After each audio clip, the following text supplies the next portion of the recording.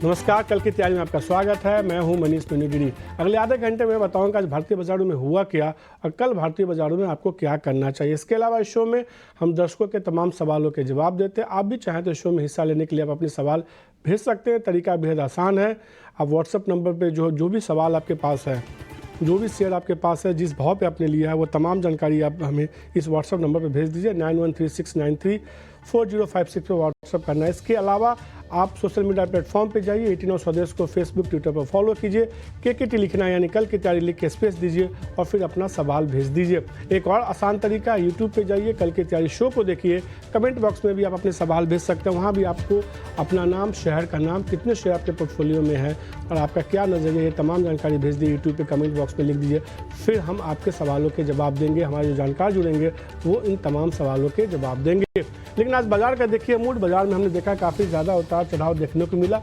एक दायरे में कह सकते हैं कि निफ्टी जो है कम से कम 100 अंकों के, 100 से भी कम 80 अंकों के दायरे में पूरा दिन घूमता रहा। और निफ्टी के हाई को देखिए आज के ट्रेड में 19,756 का था। निफ्टी का लो देखिए 19,670 था। 19,694 के आसपास बंद हुआ, यानी कह सकते हैं लो से करीब 24 अंक ऊपर बंद हुआ है, लेकिन 19,700 के नीचे बंद हुआ है। पहले भी हमने देखा था कि गैप अप के साथ 19,700 के रेजिस्टेंस को इसने पार करके 19,800 तक गया था, लेकिन वहां से लगातार अब थोड़ा दबाव बनता हुआ दिख रहा है। बैंक निफ्टी देखिए कमोबेश वहां भी वही ट्रेंड देखने को मिला। 43,724 का इसने हाई बनाया था, उसके बाद 43,450 का लो बनाया और कह सकते हैं 43,450 का जो लो है उससे थोड़ा सा ही ऊपर बंद होने में कामयाब हुआ है। तो बैंक निफ्टी भले ही हरे निशान में हो, लेकिन कह सकते हैं कि अपने लो के आसपास ही बंद हुआ आज के ट्रेड में।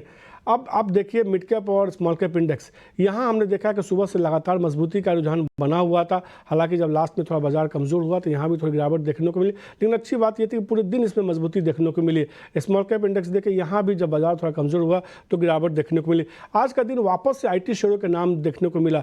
अब कई IT स्टॉक्स देखिए, खासतौर पर जहाँ खरीदारी थी, विप्रो, HCL टेक जैसे स्टॉक्स थे जहाँ खरीदारी देखने को मिली और जिसके दम पे कहीं ना कहीं बाजार संभलने की कोशिश कर रहा था। इसके अलावा फार्मा में देखिए दिवीज लैब, भारतीय जैसे स्टॉक्स में मजबूती थी।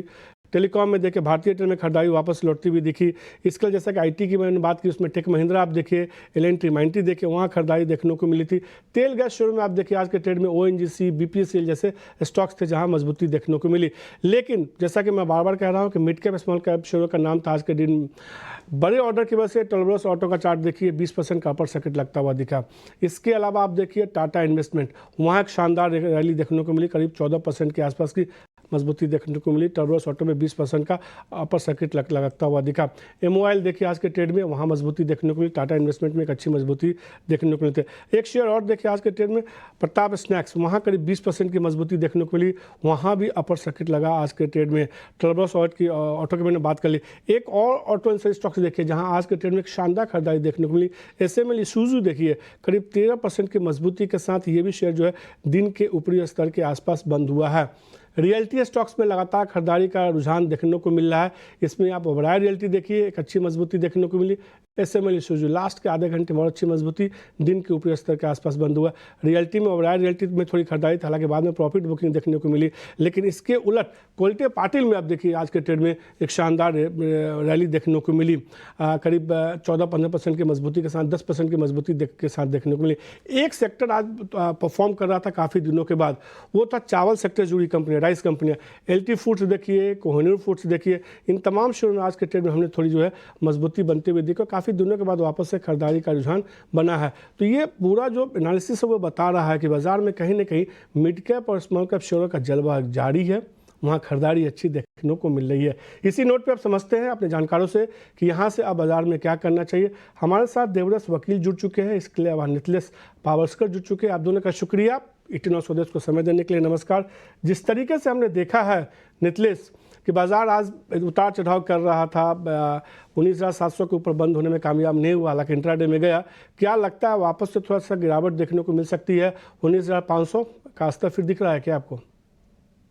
देखो डेफिनेटली बाजार में ऊपर के लेवल में एक सेलिंग प्रेशर देखने को मिल रहा है, लेकिन बाजार अभी कंसोलिडेशन जोन में चल रहा है। जब तक बाजार 19,660 ये लेवल को ब्रेक डाउन नहीं करता है, तब तक थोड़ा-सा मुश्किल है मार्केट में एक फॉल आना और ऊपर में 19,770 से लेके 19,800 ये लेवल जब तक ब्रेक नहीं होते तब तक एक बाज़ार में एक साइड मोमेंटम नहीं देखने को मिल सकती है। लेकिन 19,660 के नीचे पहला टारगेट 19,600 का अगर 19,600 को ब्रेक डाउन कर देता है, तो मेरे हिसाब से एक बार के लिए 19,460 ये लेवल आ सकता है।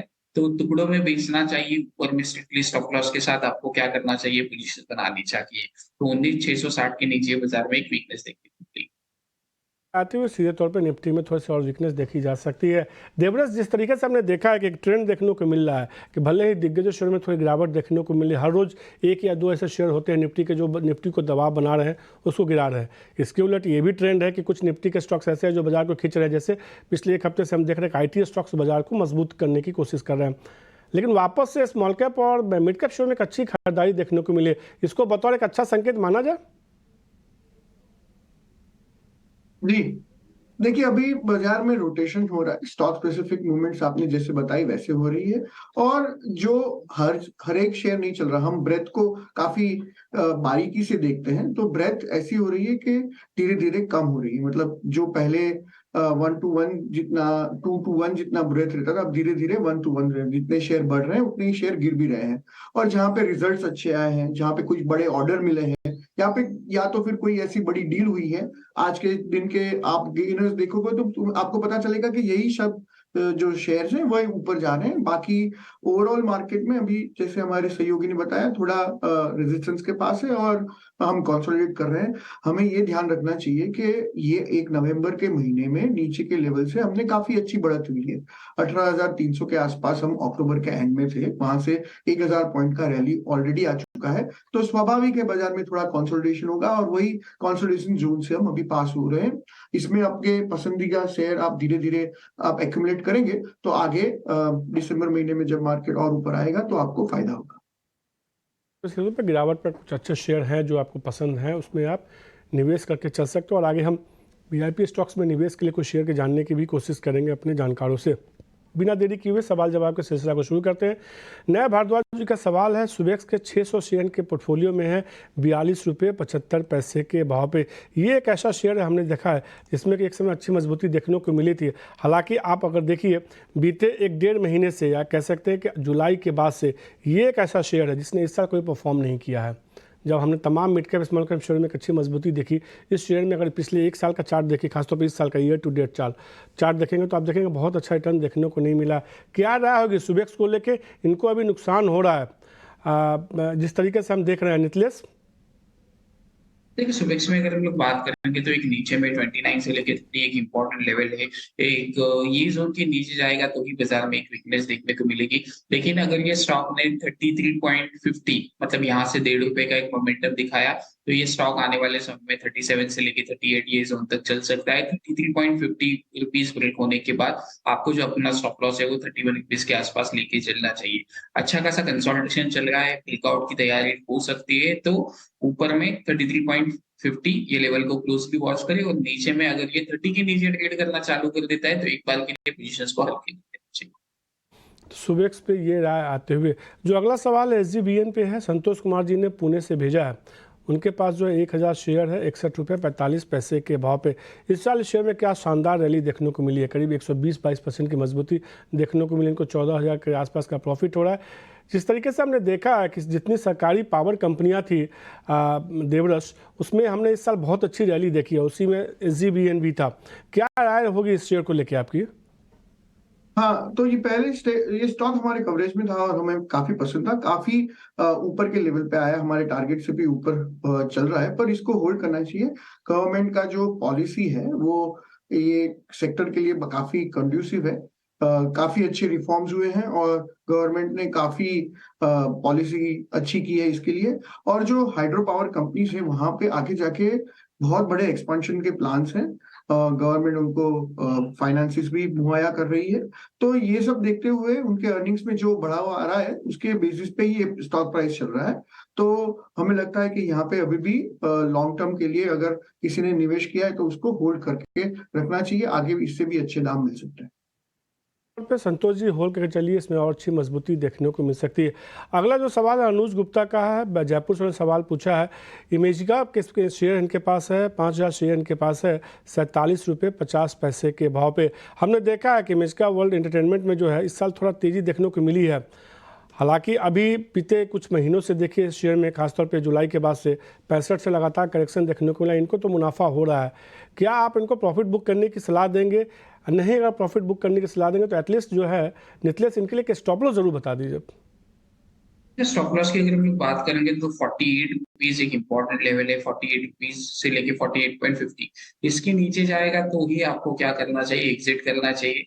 लेकिन अगर ये स्टॉक में 54 ये लेवल का अगर ये ब्रेकआउट आता है तो डेफिनेटली अपनी क्वांटिटी को होल्ड करें 51 के स्टॉप लॉस के साथ। और मुझे लग रहा है कि यहाँ से 59 से लेके 60 ये लेवल्स भी आपको स्टॉक दिखा सकता है। नीचे में 49, इसके नीचे आपको बाहर निकलना है। ऊपर भी 54 का लेवल क्लोजली वॉच करें, कुछ ऐड नहीं करना है, सिर्फ आपको स्टॉप लॉस जो होगा वो ट्रेल करके 51 के आसपास लेके चलना है।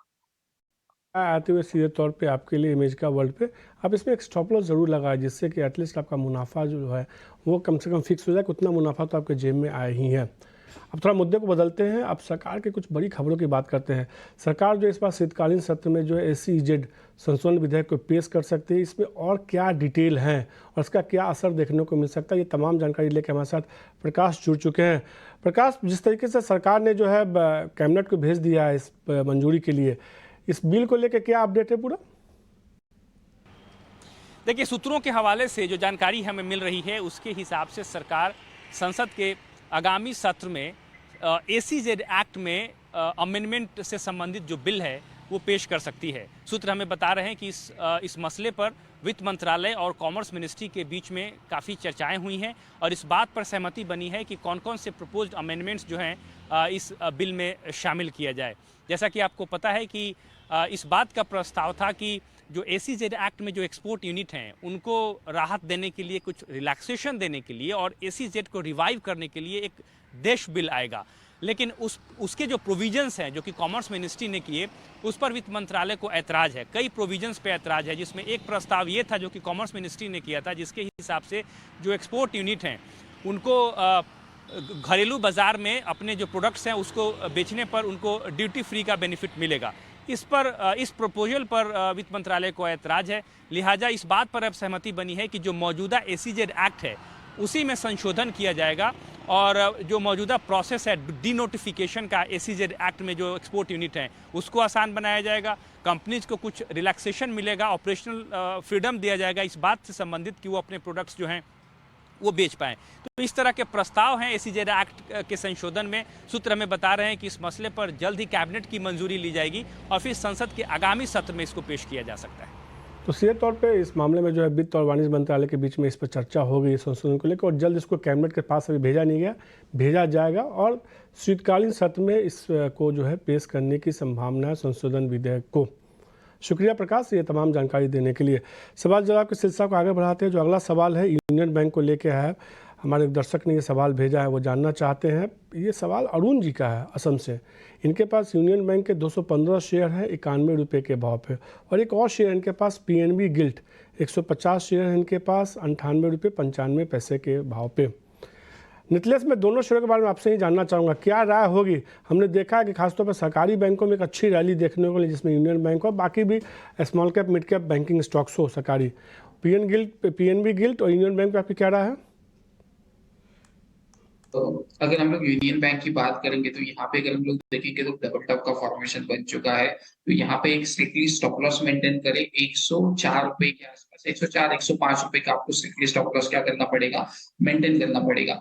अगर 105 के नीचे अगर ये स्टॉक चला जाता है तो यहाँ से एग्जिट करने की राय होगी। लेकिन जब तक 105 के ऊपर ट्रेड कर रहा है तब तक डरने की बात नहीं है। 112 के ऊपर और ये स्टॉक तेजी से बढ़ सकता है यूनियन बैंक। और PNB की अगर हम लोग बात करेंगे, जब तक फिर से 105 107 ये लेवल को क्रॉस करेगा तो आपको इसमें एक बढ़िया तेजी देखने को मिलेगी। लेकिन अभी के लिए आपको यहाँ पे एक स्टॉप लॉस में जरूर सजेस्ट करूंगा। वो स्टॉप लॉस बन के आ रहा है 94 रुपीज का। 94 रुपीज के स्टॉप लॉस के साथ आप बने रह सकते हैं। लेकिन ऊपर में अगर 105 का लेवल ये ब्रेकआउट कर देता है तो फिर आपको सिर्फ को होल्ड करना चाहिए। यहाँ से 130 135 ये टारगेट्स भी आपको देखने को मिल सकते हैं। राय ये है कि पीएनबी गिल्ट में आप 94 या 94 रुपये का आप स्टॉप लॉस लगा लीजिए। अगर यहाँ से चलता है शेयर 104 को पार करता है तो और अच्छी मजबूती देखने को मिल सकती है। जो अगला सवाल है सुभाष जी का गुजरात से, उन्होंने पिरामल फार्मा के बारे में जानना चाहा है। 1000 शेयर 101 रुपये के भाव पे हमने इस शेयर में एक अच्छी रैली देखी इस साल, 65-70 के जोन से खरीदारी देखी, उसके बाद अच्छी तेजी देखने को मिली है। देवराज, क्या राय होगी आपकी पिरामल फार्मा को लेकर? जी, उन्होंने काफी अच्छा ग्रोथ का गाइडेंस दिया है आगे जाके, और उन्होंने काफी जो राइट इशू किया था उससे पैसे भी बटोरे हैं, जो पैसे यूज करेंगे इतने एक्सपेंशन में। तो और अगले 6 महीने में उन्होंने बोला है कि काफी अच्छा एक्सपेंशन भी आ सकता है। तो इन्होंने जो शेयर लिए हैं वो अच्छा शेयर है, उसको होल्ड करना चाहिए। मैनेजमेंट नई जनरेशन की मैनेजमेंट है, एग्रेसिव है, और उनको काफी अच्छा ट्रैक्शन मिल रहा है मार्केट में। तो मेरी सलाह रहेगी कि पिरामल फार्मा को लॉन्ग टर्म के लिए होल्ड करो। होल्ड कर चलिए, लंबी अवधि के लिए यहाँ से मजबूती देखने को मिल सकती है, ऐसा देवरस मानते हैं। हमने कई स्टॉक्स की बात की है और जिस पे दर्शकों के तमाम शेयरों पे हमारे जो जानकारों ने आपको सलाह दी है, लेकिन अब बात करते हैं वीआईपी स्टॉक्स की।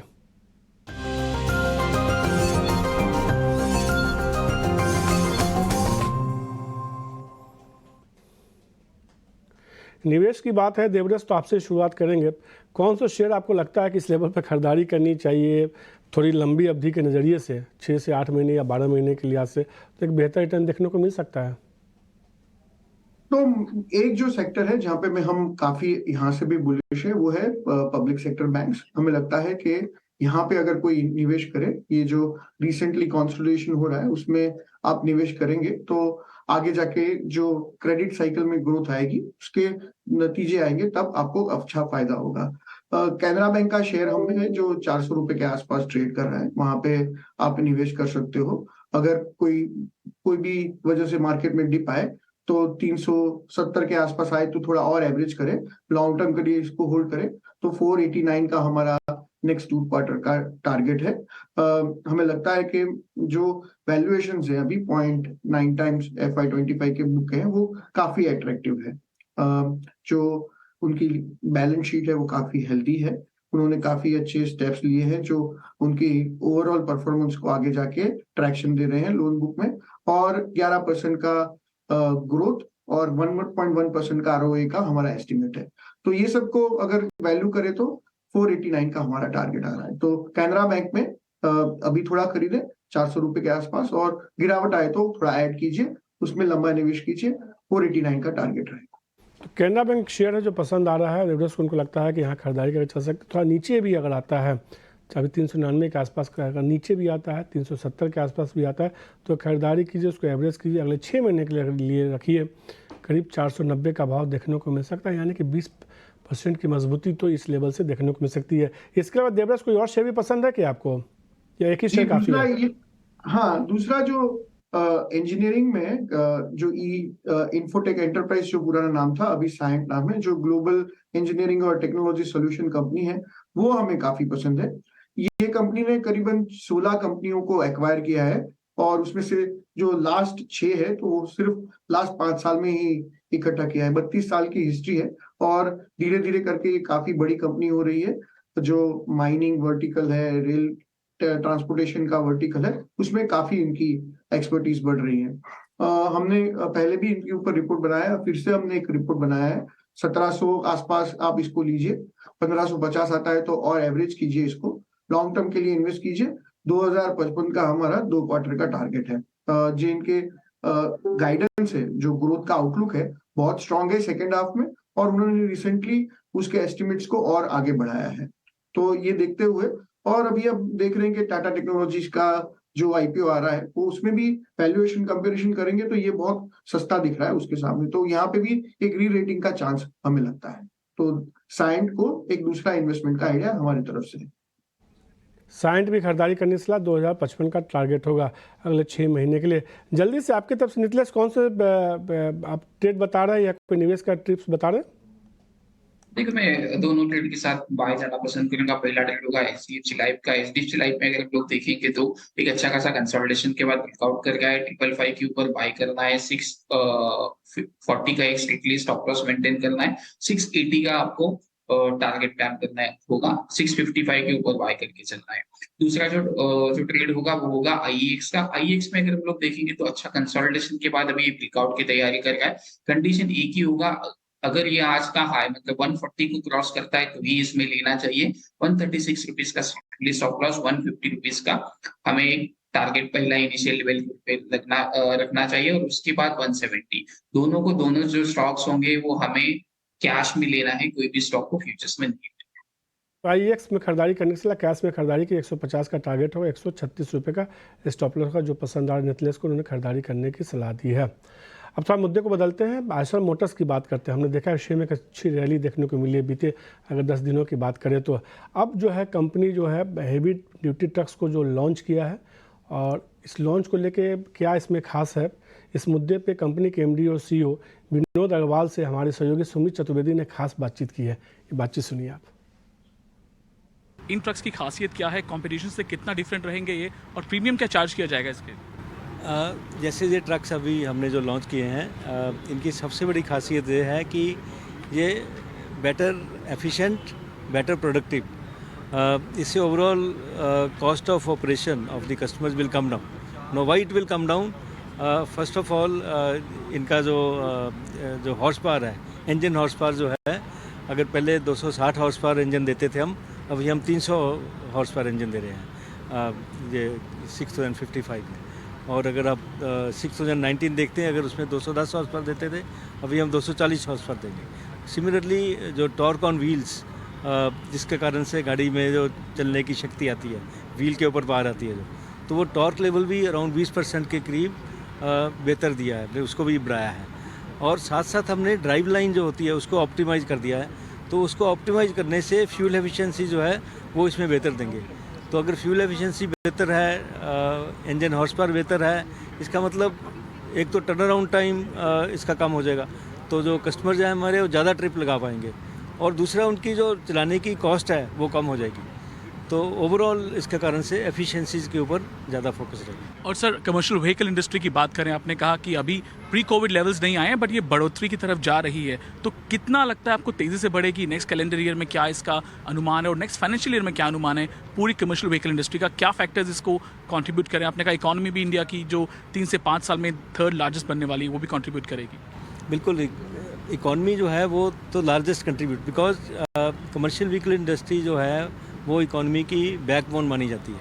क्योंकि अगर इकॉनमी ग्रो कर रही जब, तो आपके पास ज़्यादा गुड्स एंड सर्विसेज को मूव करना है, तो ज़्यादा अगर प्रोडक्शन हो रही है तो आपको उनको अपने कंजम्पशन की जगह पे पहुंचाना है। तो अगर you need more goods service to be moved, उसका मतलब है कि आपको और ज़्यादा ट्रक चाहिए। तो इसका मतलब इकॉनमी अगर बढ़ेगी तो ट्रक्स की ग्रोथ तो बिल्कुल होगी। और दूसरा, इंफ्रास्ट्रक्चर इन्वेस्टमेंट्स हो रही हैं इतनी तेज़ी से, तो उसके कारण से भी आपको ट्रक चाहिए। तीसरा, जो नए ट्रक्स हैं, जब ये अभी जैसे हमने आज जो ट्रक इंट्रोड्यूस किए हैं, ये ज़्यादा फ्यूल एफिशिएंट है, ज़्यादा एफिशिएंट है, टर्न अराउंड टाइम बेहतर है इसमें। तो जो पुराने ट्रक जो रोड्स के ऊपर चल रहे हैं वो सारे चेंज होंगे, क्योंकि वो कस्टमर की एक्सपेक्टेशंस को मीट नहीं कर पाएंगे कॉस्ट के ऊपर या एफिशिएंसी के ऊपर। सो देयरफॉर रिप्लेसमेंट डिमांड जो आएगी वो बहुत स्ट्रॉन्ग आएगी। तो एक तरफ रिप्लेसमेंट डिमांड स्ट्रॉन्ग है, दूसरी तरफ इकॉनमी ग्रो कर रही है, तीसरी तरफ इंफ्रास्ट्रक्चर इन्वेस्टमेंट्स हो रही हैं। तो ये तीनों चीज़ें जो हैं, they are all very good for the commercial vehicle industry. तो ये आप सुन रहे थे आइशर मोटर्स के एमडी और सीईओ को, जो बताने की कोशिश कर रहे थे कि कंपनी के आगे की योजना क्या है। देवरोस और नितलेश, आपका भी शुक्रिया 18 स्वदेश को समय देने के लिए और तमाम शेयरों पर चर्चा करने के लिए विस्तार से हमारे दर्शकों ने भेजे थे। कल की तैयारी में आज के लिए इतना ही। मुझे दीजिए इजाज़त। नमस्कार।